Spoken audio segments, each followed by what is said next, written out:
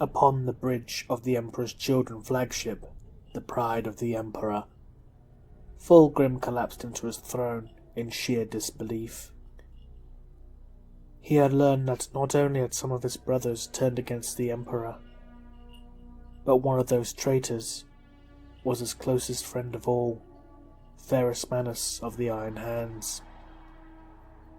He retreated to his quarters and, away from the watching eyes of his men and crew, broke down and openly wept, tears streaming down his face.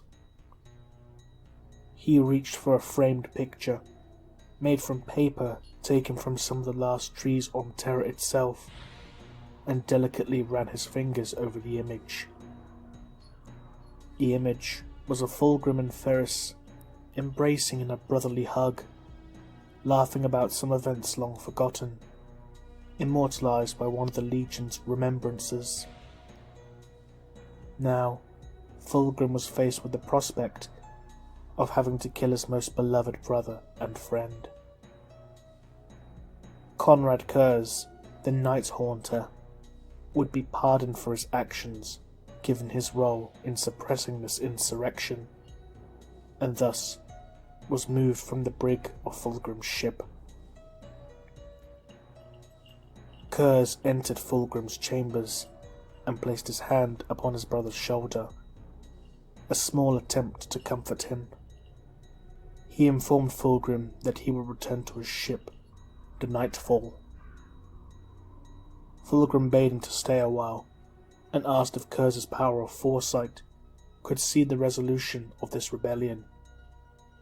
Kurz turned to leave without saying a word, but Fulgrim grabbed the Lord of Night and pinned him to the wall with surprising force. Fulgrim demanded that his brother tell him what would happen in this war.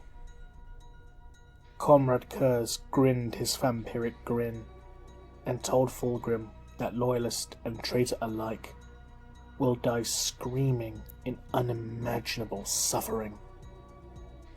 The armored fists will break the walls of gold, and that the Imperium will be shattered into a form unrecognizable by their father.